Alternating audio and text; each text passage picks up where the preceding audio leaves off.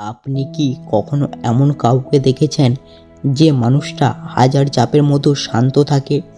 সবাই যখন রেগে চিৎকার করে সে তখন চুপচাপ স্থির, যেন তার ভেতরে একটা অন্যরকম শক্তি আছে। কিন্তু জানেন কি, এই শান্ত থাকা কোনো দুর্বলতা না, এটা হলো এমন এক মনোবিজ্ঞান যেটা সাধারণ মানুষ বুঝতে পারে না। কারণ সময় সময় শান্ত থাকা মানুষগুলো প্রতি কথায় উত্তর দেয় না, প্রতিযুদ্ধে নামে না, কিন্তু তারাও জানে নিজের মনের ওপর নিয়ন্ত্রণ রাখতে পারাটাই আসল শক্তি। আজকের এই গল্পে তুমি জানতে চলেছ কেন কিছু মানুষ সব পরিস্থিতিতে শান্ত থাকতে পারে এবং তাদের মনের ভেতরে আসলে কী চলে। আজকের আমাদের গল্পের নাম হলো সবসময় শান্ত থাকা লোকেদের মনোবিজ্ঞান। তো চলুন তাহলে শুরু করি আজকের আমাদের ছোট্ট একটি গল্প।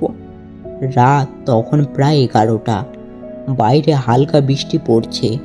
শহরের ব্যস্ততম রাস্তায় ধীরে ধীরে নিস্তব্ধ হয়ে যাচ্ছে। ছোট্ট একটি চায়ের দোকানের কোণে বসেছিল অয়ন, হাতে এক কাপ চা আর চোখে অদ্ভুত শান্তি। চায়ের দোকানের মালিক বলল, ভাই, তোমাকে কোনোদিনও রাগতে দেখিনি, সমসময় এত শান্ত থাকো কিভাবে? অয়ন শুধু হালকা হেসে বলল, সব ঝড় বাইরে থেকে দেখা যায় না কাকা, কিছু ঝড় মানুষের ভেতরেও সামলায়। এই কথাটা শুনে পাশে বসে এক কলেজের ছাত্র চুপ করে গেল। কারণ অয়নকে যারা চিনত তারাও জানে এই শান্ত মানুষটার জীবনে এক সময় একদম অন্যরকম ছিল। অয়ন ছোটবেলা থেকে খুবই আবেগপ্রবণ ছিল। সামান্য কথাতেই রেগে যেত, কষ্ট পেত, মানুষের খারাপ আচরণে ভেঙে পড়তো। স্কুলে কেউ নিয়ে তাকে মজা করলে রাতে ঘুমাতে পারতো না। বন্ধুরা প্রতারণা করলে সপ্তাহ পর সপ্তাহ সে মন খারাপ করে বসে থাকতো। তার মা তাকে প্রায় বলতেন, যে মানুষ নিজের মনকে নিয়ন্ত্রণ করতে পারে না সে কখনোই নিজের জীবনযুদ্ধে জিততে পারে না। কিন্তু তখন অয়ন এই কথাটা গভীরতা বুঝতে পারতো না। সময় এগাতে লাগলো।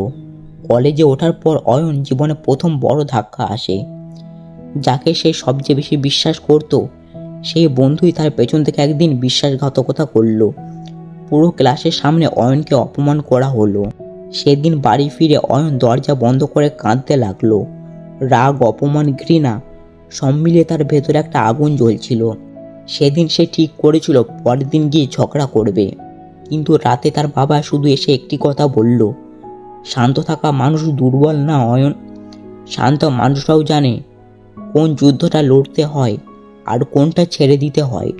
সেদিনের কথাটা অয়নের মনে গেঁথে গেল। পরের দিন সে স্কুলে গিয়ে ঝগড়া করেনি, চুপচাপ নিজের কাজ করছিল মন দিয়ে। আশপাশে সবাই ভাবলো সে ভয় পেয়ে গেছে, কিন্তু বাস্তবে প্রথমবার সে নিজের আবেগকে নিয়ন্ত্রণ করতে শিখেছিল। আর সেখান থেকে অয়নের জীবন বদলাতে শুরু করলো। ধীরে ধীরে সে বুঝতে পারল সবসময় শান্ত থাকা মানুষগুলো আসলে অনেক গভীর চিন্তা করে। তারা প্রতিটি পরিস্থিতিতে রিয়্যাক্ট করে না, কারণ তারাও জানে প্রতি উত্তরের পেছনে মূল্য আছে। মনোবিজ্ঞানে একটা কথা আছে, মানসিক শক্তিশালী মানুষ ধীর গতিতে প্রতিক্রিয়াকে জানায়। কারণ এই দুর্বলতা না, বরং তারা পরিমাণ সম্পর্কে সচেতন। অয়নও ঠিক সেটাই শিখেছিল। কলেজ শেষ হওয়ার পর অয়ন ছোট্ট একটি চাকরি পেল। অফিসে সবাই তাকে পছন্দ করত, কিন্তু একটা মানুষ ছিল যে সমসময় অয়নকে নিচু দেখানোর চেষ্টা করত। নাম তার রাহুল। মিটিংয়ে ইচ্ছা করে অয়নের ভুল ধরত, ছোট করত, অন্য কেউ হলে রেগে গিয়ে তর্ক করত, কিন্তু অয়ন শুধু শান্তভাবে শুনত। একদিন অফিসের এক সহকর্মী তাকে জিজ্ঞাসা করল, তুমি এত অপমান সহ্য করো কিভাবে? এই প্রশ্নের উত্তরটা শুনে সবাই চুপ হয়ে গেল। আসলে শান্ত মানুষদের মনোবিজ্ঞান একটু আলাদা।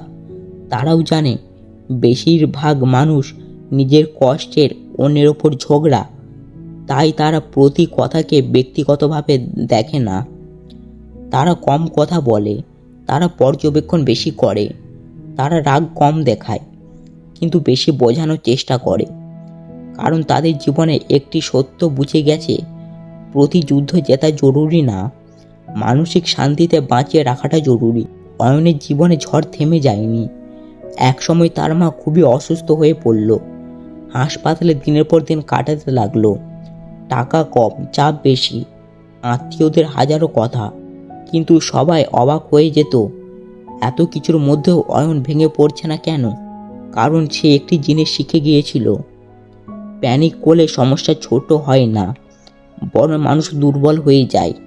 রাতে হাসপাতালে করিডোরে অয়ন বসে থাকতো, নিজের ডায়েরিতে লিখেছিল, শান্ত থাকা মানে অনুভূতি না থাকা না, শান্ত থাকা মানে অনুভূতির ওপর নিয়ন্ত্রণ রাখা। এই একটি লাইন তার জীবনকে পুরো বদলে দিয়েছিল। কয়েক মাস পর তার মা সুস্থ হয়ে বাড়ি ফিরলেন। সেদিন তার মা অয়নের দিকে তাকিয়ে বললেন, তুই আগের ছোট্ট ছোট্ট ব্যাপারে ভেঙে পড়েছিস, এখন তোকে দেখে পাহাড়ের মতো লাগছে। অয়ন সেদিন শুধু হেসেছিল। সময় যেতে লাগলো, ধীরে ধীরে মানুষ তার কাছে পরামর্শ নিতে শুরু করলো, কারণ তারা বুঝতে পেরেছিল এই মানুষটা শুধু কথা বলে না, জীবনের আগুনকে পুড়িয়ে শান্ত হতে শেখায়। একদিন সেই কলেজে পুরানো বন্ধু যে তাকে অপমান করেছিল, সে অয়নের সামনে এসে দাঁড়ালো, মুখ নিচু করে। সে বলল, তুই চাইলে আমার জীবন নষ্ট করতে পারতিস, কিন্তু করিসনি কেন? অয়ন শান্তভাবে বলল, কারণ আমি বুঝে গিয়েছি প্রতিশোধ সাময়িক শক্তি দেয়, কিন্তু ক্ষমা স্থায়ী শান্তি দেয়। ছেলেটির চোখে পানি চলে এলো। আসলে সবসময় শান্ত থাকা মানুষগুলো ভেতরে ভেতরে অন্য যুদ্ধ করে। তারা প্রতি রাতে নিজেকে বোঝায়, কষ্ট চেপে রাখ, নিজেকে শক্ত কর। তারাও জানে পৃথিবী সমসময় তাদের বোঝে না, তবু চিৎকার না করে নীরবে থাকতে শেখো। কারণ তারা বুঝে গেছে সবচেয়ে শক্তিশালী মানুষ সে না যে সমসময় জোর করে কথা বলে, সবচেয়ে শক্তিশালী মানুষ সে যে নিজের মনকে আবেগ নিয়ন্ত্রণ করতে পারে।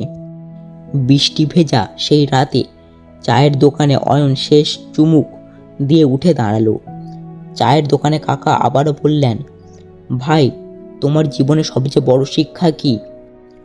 অয়ন আকাশের দিকে তাকিয়ে মৃদু হেসে বলল, জীবনে শান্ত থাকতে শেখো, কারণ পৃথিবী তোমাকে হারানোর আগে প্রথমে তোমার মনের শক্তিটা কেড়ে নিতে চাইবে।